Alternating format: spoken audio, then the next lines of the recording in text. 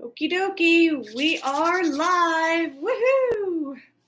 Thank you, everybody. I know I'm a couple of minutes late. I apologize for that. As you can see, I'm alone. Scott's not feeling good, so him and Nick are hanging out, and you guys get to hang out with me. So woohoo! Gonna wait a minute or two, let a couple people get in here. Looks as though my sound is working down on YouTube. Starting to see some people up in Facebook. Woohoo! All right.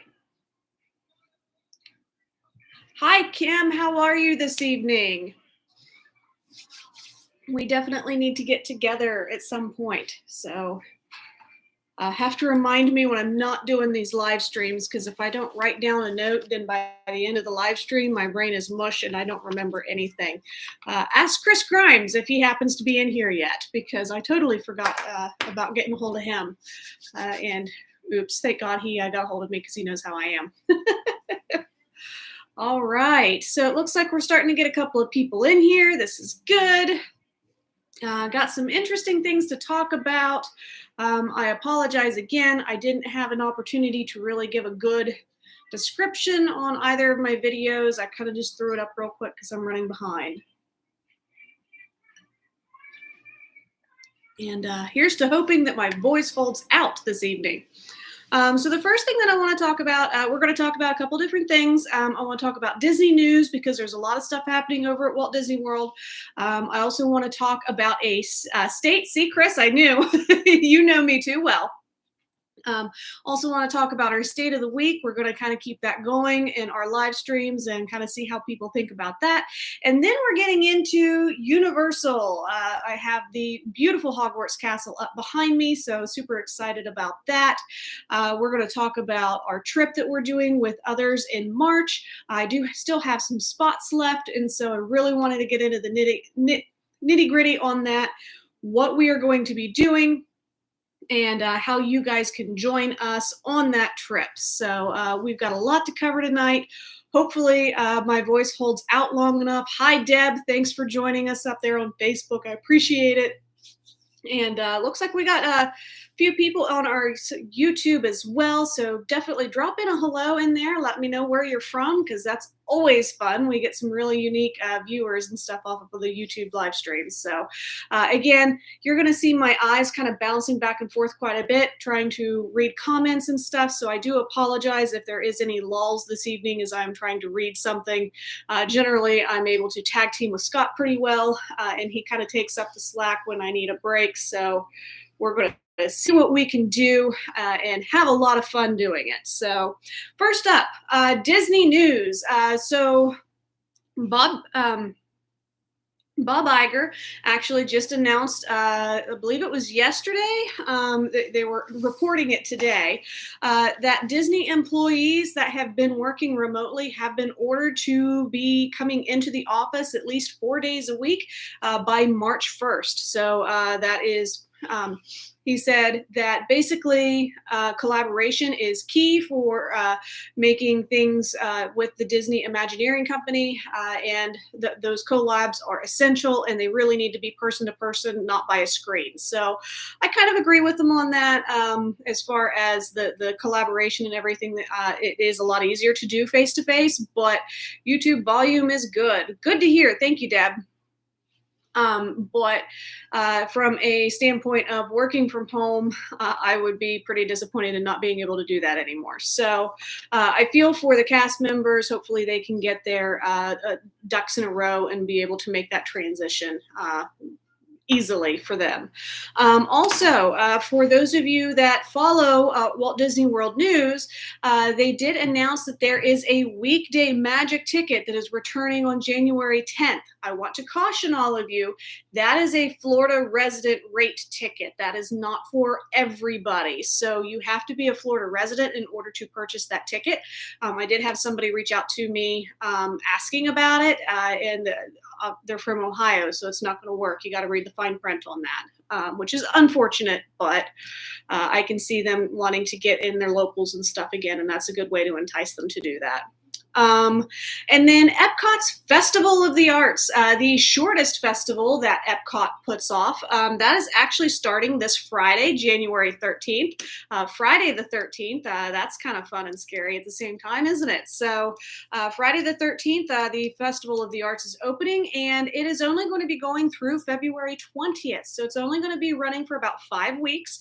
I do have some people that will be there for it, so I'm super excited for them. They're going to have a good time. They're actually announced that they have 50 new food items. Isn't that insane for a 5-week festival? They've got 50 new food items that they're going to be serving to people.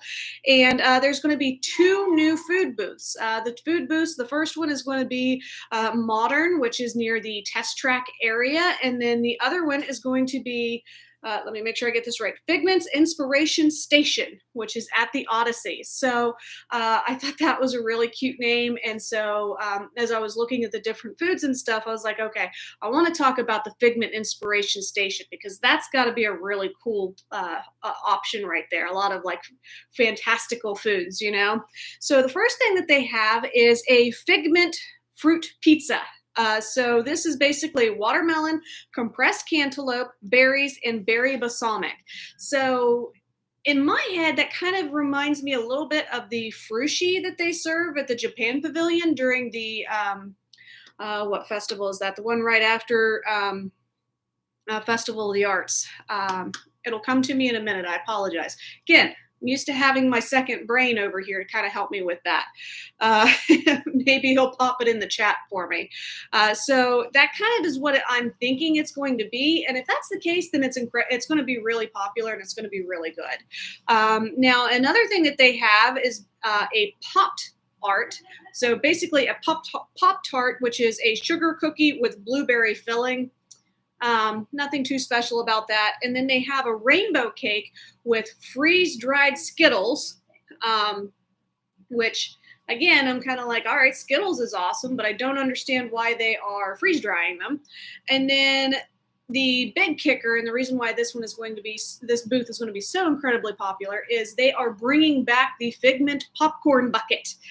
So you can purchase the Figment popcorn bucket here at this booth, and you will get your rainbow popcorn with it. So if you missed out on that last year, you got another 5 weeks to be able to do it for this Festival of the Arts. Now, the only difference is it's the exact same popcorn bucket, but the lanyard that will kind of attach it around your neck, that is a 40th anniversary celebration kind of lanyard compared to the one that they had last year. So that's the only difference. It's going to be the exact same popcorn bucket otherwise. Let me see here. Disney announced last week, I kind of foreshadowed it a little bit, but I wasn't allowed to say anything. January 5th, they dropped their Disney Dining promo package, which is a dining card, okay? It's not the traditional Disney dining plan that we all know and love. It is a dining card, and you can get up to a $750 gift card if you book during the parameters of this promotion that they have going on. I apologize.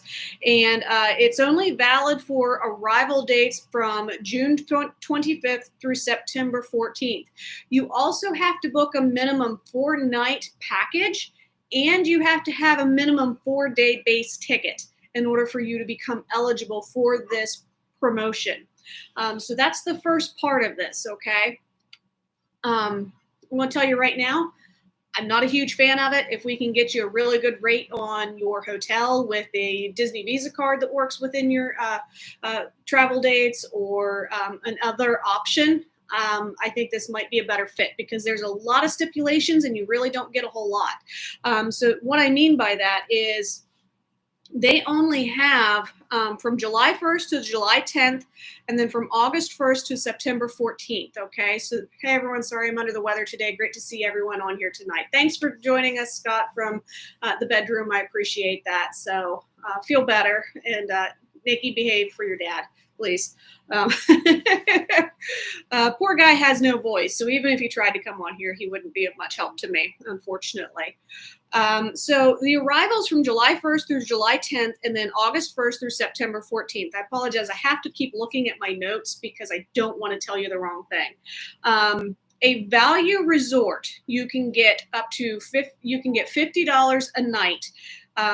And that's up to 4 nights. So that's $200 if you stay at a value resort, and that is for your room, one room. So if you have a party of 4 or 6, if you're staying at Art of Animation, you're only going to get a $200 gift card for that 4-night, 4-day vacation package. Your moderates and your cabins are going to get cabins, meaning the ones at Fort Wilderness. Those are $100 a night. And again, that's by cabin or moderate resort. So if you've got 5 guests, or if you have 6 guests staying in the cabin, and it's just the one cabin, the one package with 4 nights and 4 days, you're only going to get $400 on that Disney dining promo gift card. And then the deluxe and deluxe villa resorts, that is where you're going to get the $150 per night. And obviously, that's where you bump it up and you can get up to the $750. Okay. So again, there's a lot of stipulations, and that's not even talking about the other dates that they have available, which is June 25th through June 30th. So you've got 5 days in June that you can utilize this, and then July 11th through July 31st. Okay. And the values are going to be $35 a night. Moderates and cabins are going to be $75 a night. And then your deluxe and your deluxe villas are going to be $125 a night. So, I'm not thrilled with this. Again, personally, $750 dining gift card. Okay. If you're going for 4 days and 4 nights and you're a standard, like typical family of 4, okay, so you've got 2 adults and 2 children, you're not going to be able to feed yourself 4 full days on a $750 gift card. It's going to be really hard to do because you're going to want to have I'm assuming, like when I do most vacation packages, again, you might want to go, okay, well, we're only doing quick services and we'll make it work, and that will be our budget, and that's it. People do that. But when I have families that go, there's generally at least one character dining in there. So you're looking at $60 for the adults per person, and then you're looking 45-ish for the kids. So let's say 120 plus 90, that would be what, 210-ish. So you're looking at, let's say 210, so 200, just round numbers. So that already knocks it out for one meal out of your 4 days that you're in the parks.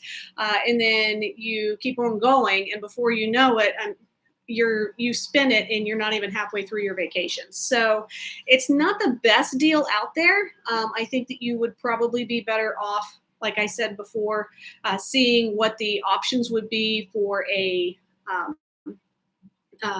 hotel package discount, seeing how much of a discount we can get off of that, and not worrying as much about the Disney dining promo gift card. You're a wizard. Not quite. I wish I was a wizard. I haven't gotten my Hogwarts letter yet, sadly. So I would just say when you are thinking about doing your Disney vacation, definitely reach out to me, and we will crunch those numbers and we will see what works best for you. Because going to Costco and buying that Disney gift card and then using that when you're going out to eat might end up being a better value as compared in using a Disney, or not a Disney, but using the hotel discount packages instead. So definitely talk. Wow, you sound great on here. Oh, thank you. Definitely something to think about with that. Next thing I wanted to talk about is Run Disney happened over the weekend. That was something that had been pretty much on hiatus for a while. And so I'm really glad that it's coming back. I kind of have a love-hate relationship with that because I hate sending clients during a Run Disney weekend because, oh my gosh, the crowds are insane. People are like, why is it so busy? And it's because so many people come in and they do these Run Disney events. But it's a really cool event if you get to be a spectator or even do some of the runs and stuff. It's really cool. So I did want to go ahead and mention very quickly that they have announced their 2023 and I think some of their 2024 Run Disney events. So like I said, they just had one this past weekend. They're also doing the 2023 Run Disney virtual series. So this is going to be from June through August of 2023. It is virtual. You have to register by April 25th. They'll give you the information on how you do it, and then I believe you still get your medals and everything when you show that you have completed those virtual runs. So that's neat. They're also doing a 2023 Disney Wine and Dine half marathon. So that's going to be November 2nd through the 5th.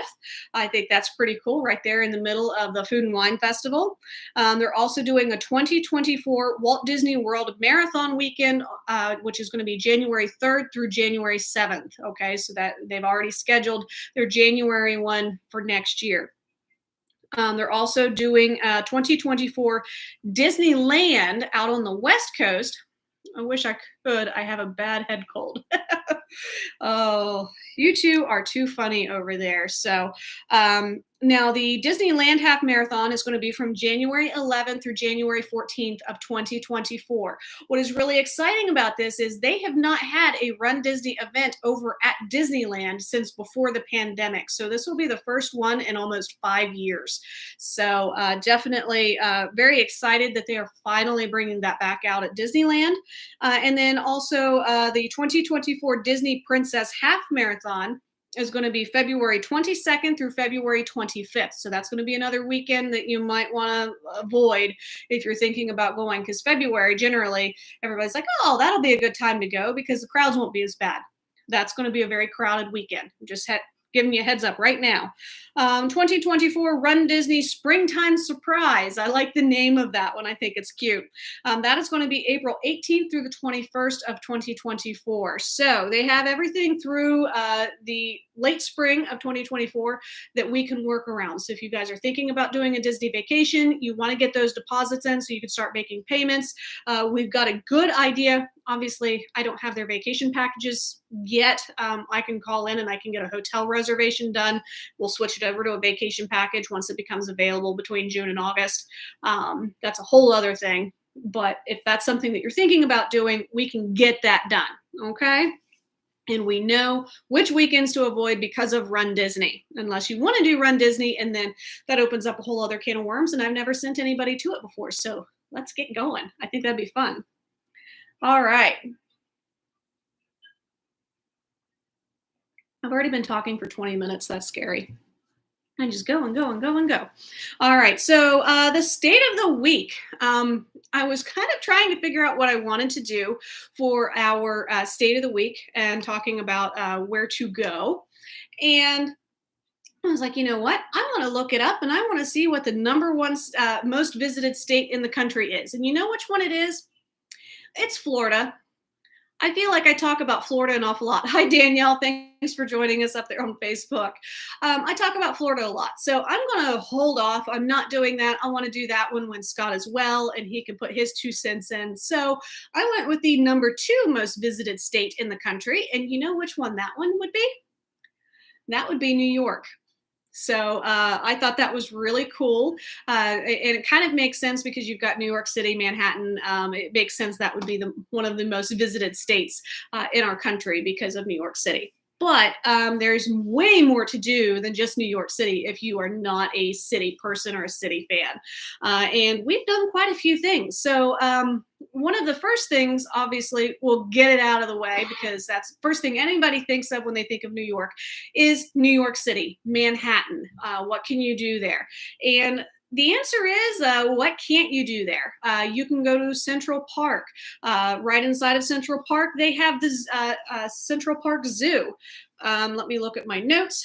You can go to the Rockefeller. The Rockefeller, you can either ice skate in the wintertime when you can see the Christmas tree. It's absolutely beautiful. We've done that.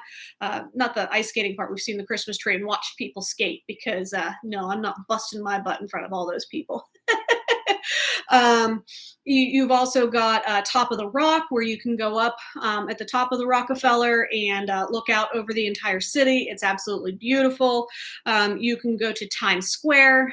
There's also Broadway. So many different Broadway shows you can see, like Hamilton right now. There's also the Statue of Liberty in Ellis Island.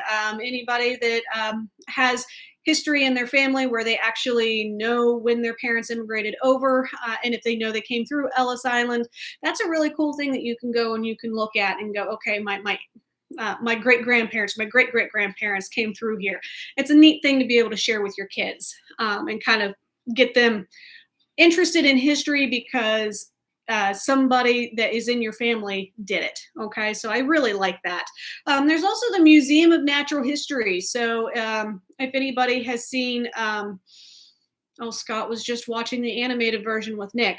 I wanted to say National Treasure. That's not it. But the Natural History Museum that is on Netflix. They've got two of them with Ben Stiller, and then they just came out with the animated version, which was what they were watching. New York, New York. That is definitely a place that you can go and check out. You can see Dum Dum Wants Gum Gum. We spent 2 hours trying to find Dum Dum Wants Gum Gum because this place is huge, and we weren't leaving until we got to see it. Night at the museum. Thank you. I don't know why that was drawing a blank in my head. But another thing you can do is you can go to the Guggenheim. Guggenheim is a really unique museum. Thank you, Scott, as well. Danielle beat you to the punch up there on Facebook, though. Hi, Chris. Thank you. There's also the Metropolitan Museum of Art. There's the Empire State Building. Let me see. Madame Tussauds Wax Museum, if that's something that you're interested in and you want to see your celebrities and see what they actually like height-wise and everything, because they're supposed to be almost spitting image replicas of them. I find it a little bit creepy because of that movie Wax Museum, but to each their own. You can also go and check out the Brooklyn Bridge or the 9/11 Memorial and Museum. We got to go and check out the 9/11 Memorial before the museum was open. The memorial itself had only been open for a few weeks. I was going to get to that. That's on my list, Scott. Don't you worry. So that's a really important piece of our American history that you can take your kids to and experience. There is also something that is not kid-friendly, and that would be the Sex Museum. Believe it or not, yes, there is a museum about sex, and of course it is in New York City. Where else would it be? We have been there as well, and it's an interesting museum. If it's an adult weekend, check it out. I think it would be fun. I also highly recommend people check out the Grand Central Terminal because the architecture in this place is absolutely amazing. Deb, yes, you heard me right. There is a museum all about sex in New York City. So there is also the New York Public Library. If you are a geek like me and you love books, take an hour or so, go in, check it out, see all of the history that they have in there, as well as the thousands and thousands of books that they have on display. There's also St. Patrick's Cathedral. I think that is a really beautiful church. There's others there as well, but obviously I'm just trying to hit some highlights. And then there is also Luna Park in Coney Island. So took me a little bit to find the actual name for that because I could not remember what the name Coney Island. But it's basically on a pier and you've got all these different rides and stuff that you can do. It is iconic New York and definitely a lot of fun to check out if you have the opportunity to. And it's not in the middle of winter because I don't believe they operate in winter. Let me see here. I'm going to go ahead and move out of New York City because I could just keep going on forever and ever and never get to this. So other things that you can do in New York. Niagara Falls. That tends to be another really big one. A lot of people like going to Niagara Falls. this is one place where I always tell people you need to visit it twice. The reason you should visit it twice is because once in the summertime, because it's absolutely beautiful, you're going to want to do the Maiden of the Mist tour, where you're on the boat and you get to go up closer to it and get misted by it. You're going to want to go onto the hurricane deck. And if you're on the Canadian side, you can actually go back in behind part of the falls on their cave tour adventure that they have over there. So there's a lot of stuff to do in the summertime.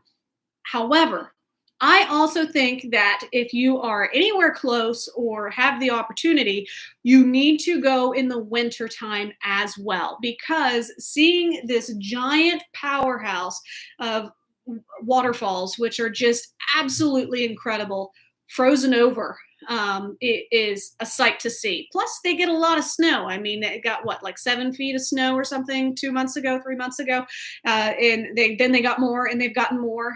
So you're definitely going to get a winter wonderland feel if you go to Niagara Falls during the winter time, and it's really an incredible thing to be able to see all the falls and stuff frozen over.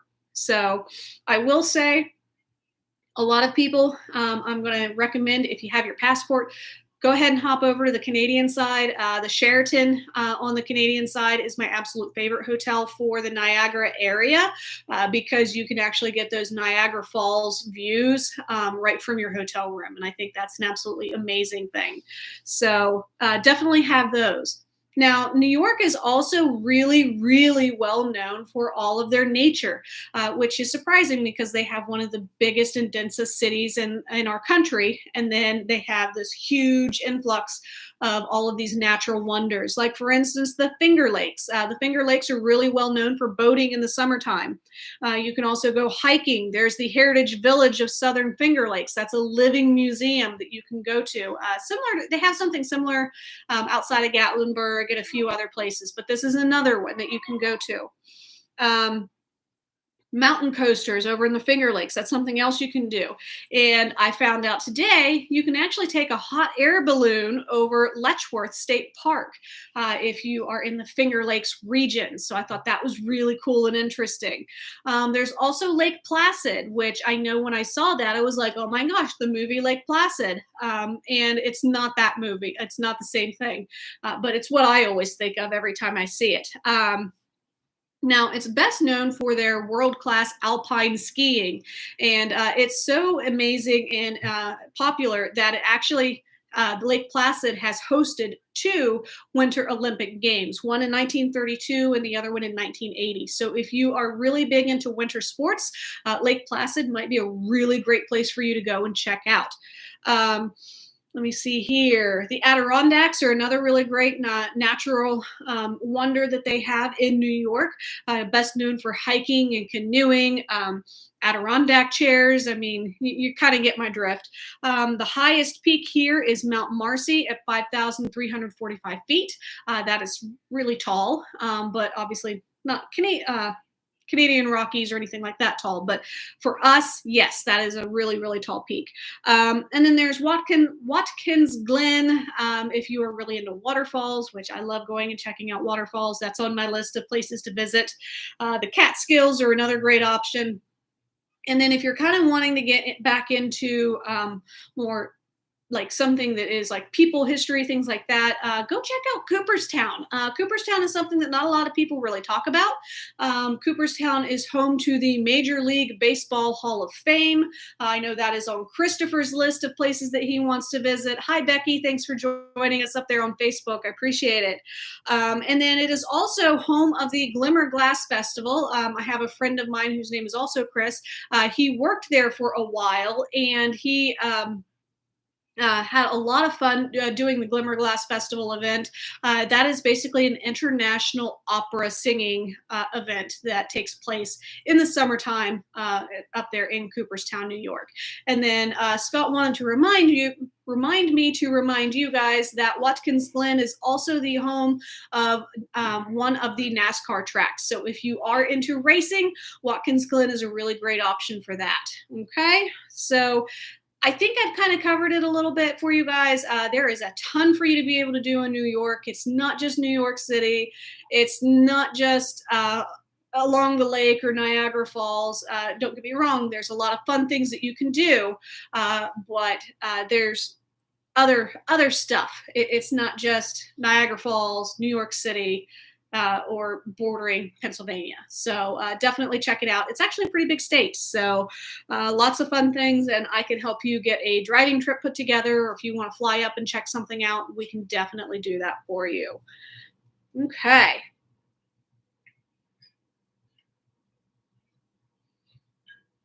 I believe I mentioned Lady Liberty. Yeah, Statue of Liberty and Ellis Island in Manhattan, definitely. And tours are open now to be able to go to both. And if you want to go up into Lady Liberty a little bit, you can do that now. I think the Crown is open now. I'll have to check that. If anybody's interested, definitely let me know, and I'll verify that for you. So lots and lots of things to do. Last thing I wanted to talk to you guys about, because again, I'm trying to keep this, I always say I'm going to keep it shorter, and I never do because it's me and I get talking. I want to talk about Universal Orlando Resort because Mardi Gras is coming up. Oh, I'm so excited. And also our first ever group trip to Universal Orlando Resort, or any place in general. It's our very first group that we're taking anywhere with us on our mini adventures. And we're super excited. Sorry, that's driving me nuts. They need to be a little bit more even. But we will be in Universal Orlando Resort March 3rd through March 7th. Super excited. There is still time to join us if you are interested. There is still hotel availability, obviously tickets and stuff. We don't have to worry about park reservations like you do at Disney, so that's not going to be an issue whatsoever. But we will be staying in the Aventura Hotel, and I kind of wanted to touch on the Aventura a little bit and kind of give you an idea of what this particular hotel is, so you can kind of decide if it's going to be a good fit for you or not. So this is their more modern take. It was built and welcomed its first guests in August of 2018. So it is a newer hotel. And it is 17 floors tall and has 600 rooms. Okay, so tons and tons. I wouldn't say tons and tons. I take that back. It's not the biggest resort that they have on property by any stretch, but the 17 floors, it really stretches up, and it's in the shape of a fidget spinner, actually, with like the three. And so the boys always laugh at me because I have realized as I've gotten older that I'm directionally challenged. And so anytime I would get out of that elevator, I would be so confused for like the first 3 to 5 seconds until my brain reset and was like, okay, this is the direction I need to go, especially down in the lobby. Like for some reason, I would always end up going out towards the pool or something. And I'd be like, wait a minute, that's not where I'm supposed to go. I'm supposed to go this way.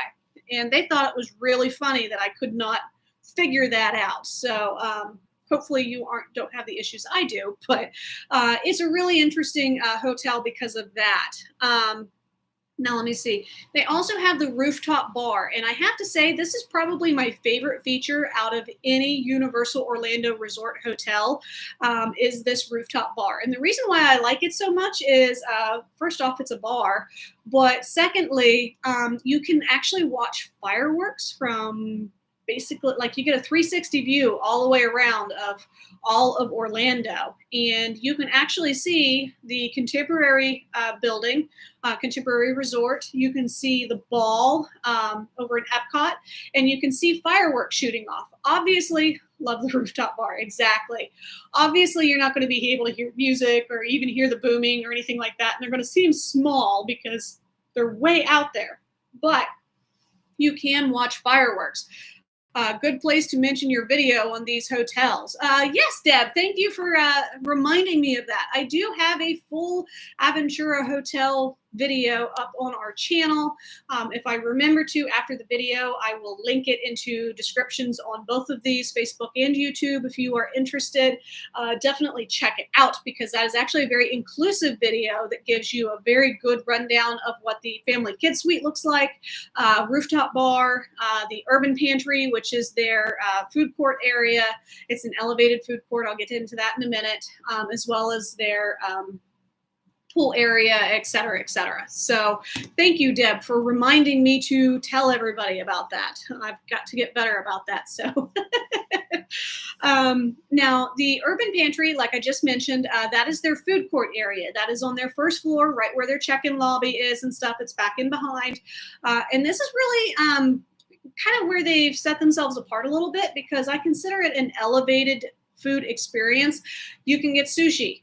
You could also get just your plain old cheeseburgers. You can get pizza. You can get fancy pizzas. You can get pulled pork. Like there's all kinds of different things, and they rotate things around a lot, so you never know exactly what you're going to have there. But it's going to be a lot of really good, high quality food that is a little bit different from what maybe you're used to. So I really like the Urban Pantry. It gives us a lot of options for everybody. It is cafeteria style. You order from several places and then you can pay for it in one.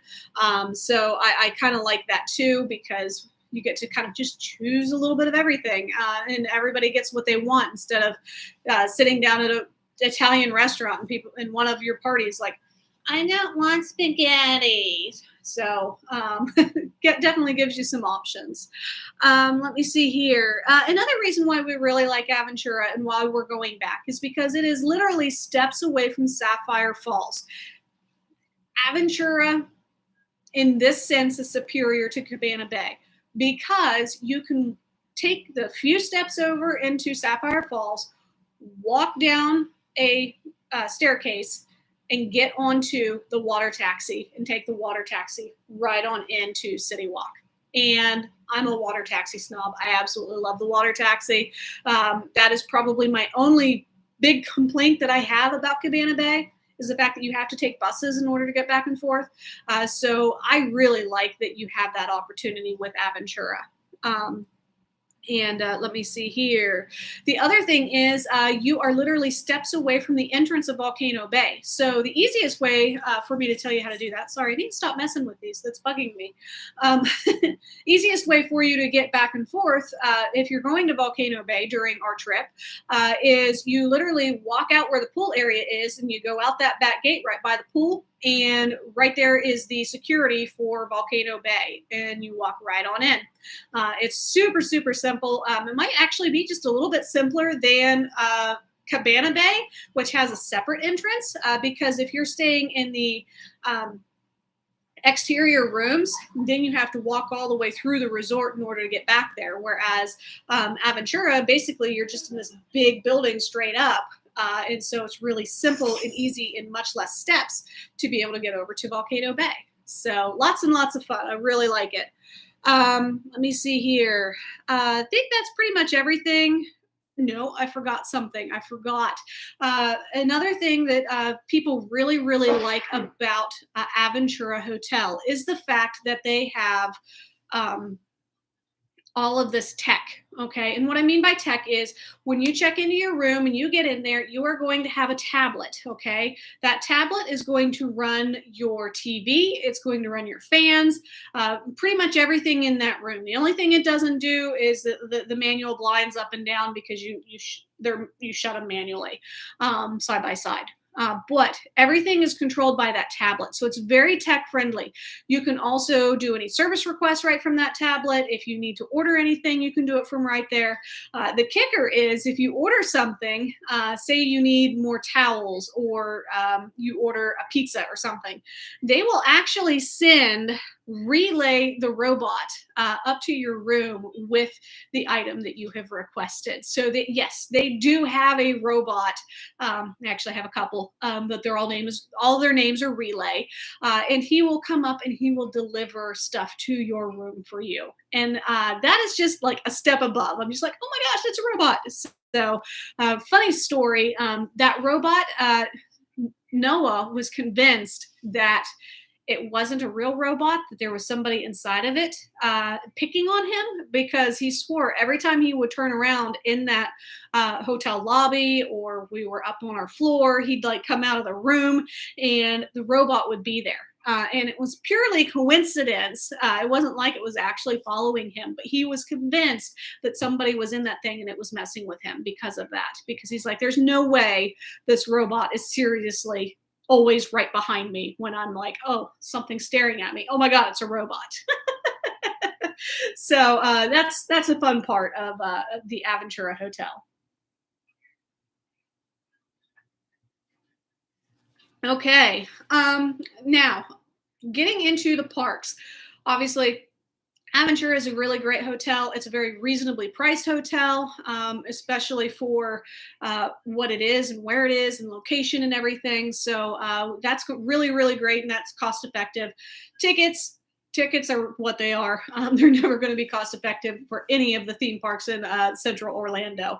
But the great thing about your tickets for Universal Orlando Resort, if you do a two park or three park ticket. Park to park, obviously, you'll get to ride the Hogwarts Express. But Mardi Gras is located, Mardi Gras celebration that they do is from February 4th through April 16th. Okay. And that is located within the Universal Orlando Resort. Universal Studios Orlando. Sorry, so that is within the one park. Okay, everything for that particular festivities is completely free with the admission of your theme park ticket. You don't have to pay anything extra.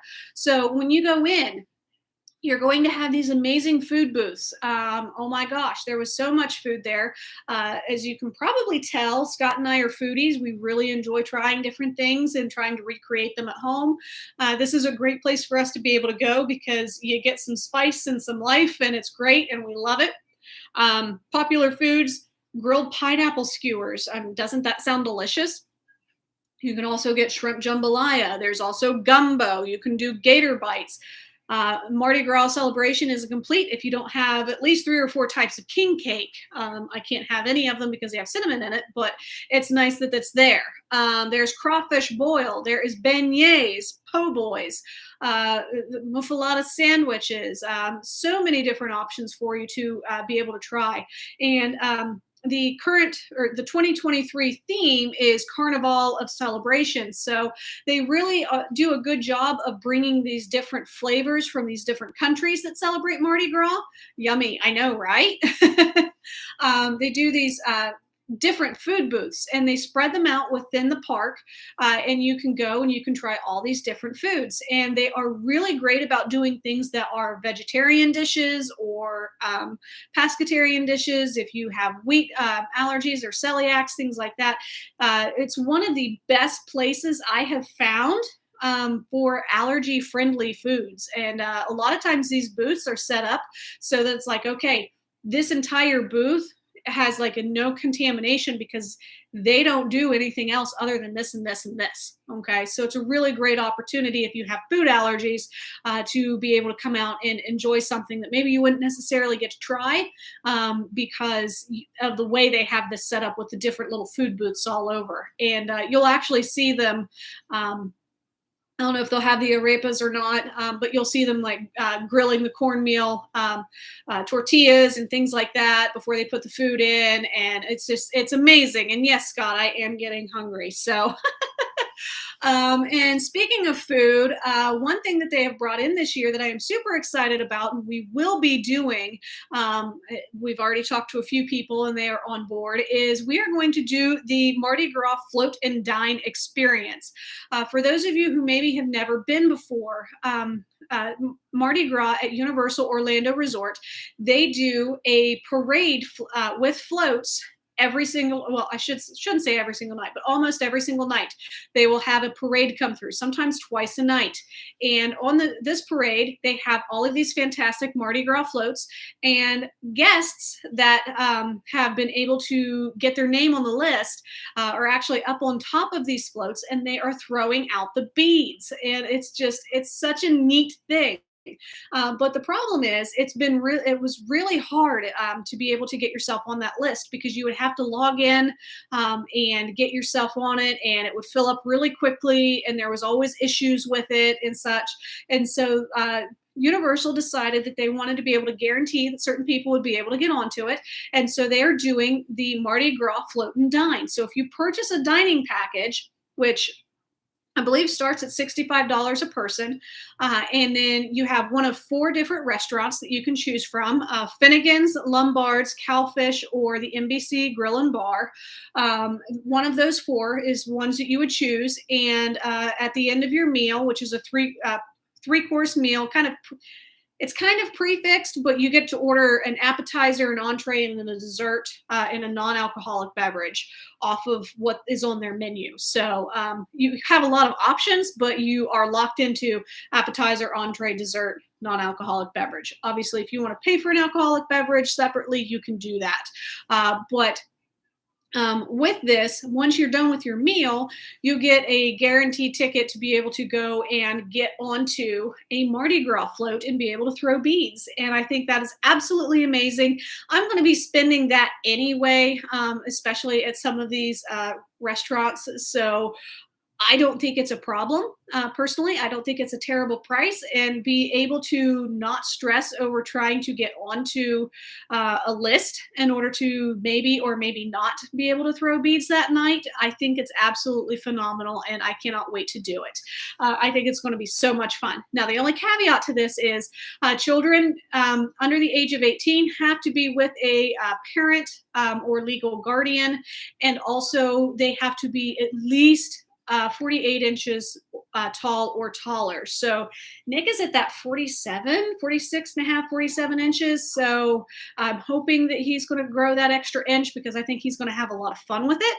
But if for some reason he doesn't, Nick and I will watch everybody else throwing beads, and I'll make sure that I get video of them, and you'll see it on our YouTube channel because I will be recording a very big video for that because, oh my gosh, that's going to be an amazing experience, and I can't wait to share it with all of you, one way or the other. And then other things that are really fun is there are live concerts, and they're bringing them back for 2023. The only thing is the artists are to be announced. I looked everywhere for like 45 minutes this afternoon trying to figure out where the list was for music artists. Have no idea where it is. Hopefully they'll probably announce it tomorrow because that tends to be my luck. With it coming February 4th, I'm kind of surprised. I apologize for the train. That one snuck up on me. I'm surprised that they don't have that announced already, but what are you going to do?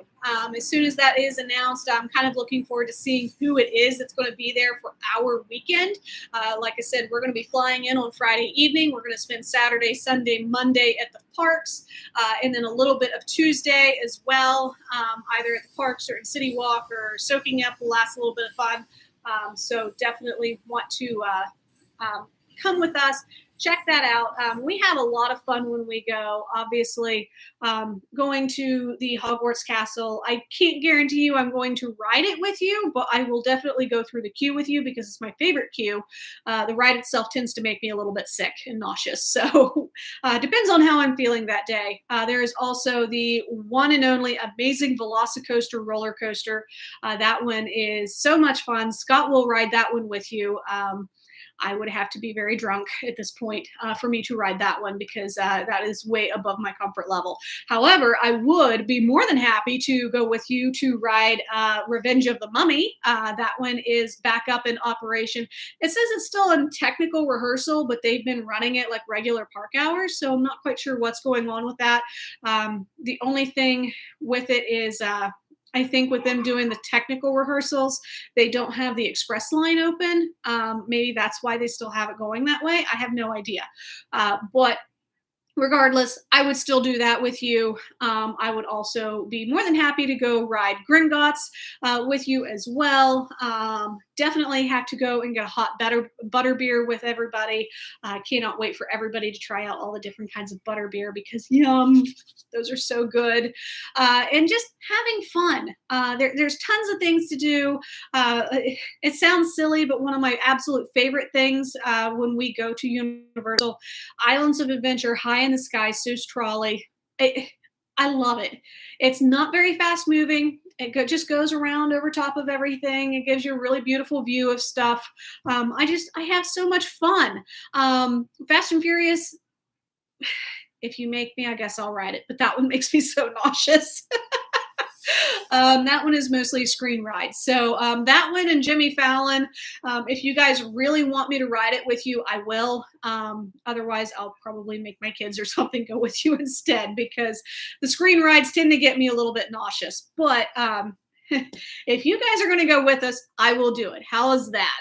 Maybe that's how you guys finally get me on Velocicoaster or Hulk or Rip Ride Rocket. Is somebody's like, oh, well, I'm only going to do this and I'm going to book it with you if you go on this ride. So, oh, I shouldn't have said that. Oh, this is bad.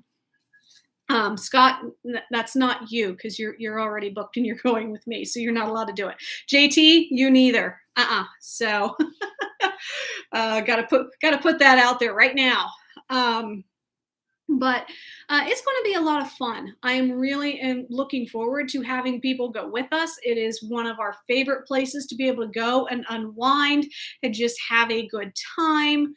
I tend to be my most relaxed when I am at the Universal resorts because it doesn't you're not stuck in a timetable like you are at Disney, where you're like, oh my gosh, I have to be here at this time. I have this lightning lane booked at 12:40, but if I don't get there by 1:40, then I'm going to lose it, which can get very stressful. Universal, yeah, right. No, actually, Scott, I would like to say yes, I am much more relaxed here. Universal, it's like, okay, we're walking through that's a 20-minute wait. Let's go ahead and go do it. All right. Well, Hagrid's, we're going to be waiting in a 2-hour line regardless. So let's just, okay, that's fine, So it's a lot of fun. I go for food. I will be 100% honest with you. If anybody goes with me, you will know that I have to make a stop at the Three Broomsticks because I want to have their fish and chips, not only the ambience, but also the fish and chips. And when we go over to the Diagon Alley, I'm going to want to go in and check out Morgan and Burke's and see what kind of dark arts options they have. We probably will go ahead and order a pizza from Louie's Pizza because yum. It sounds crazy, but theme park pizza, it is really, really good. Really looking forward to that as well.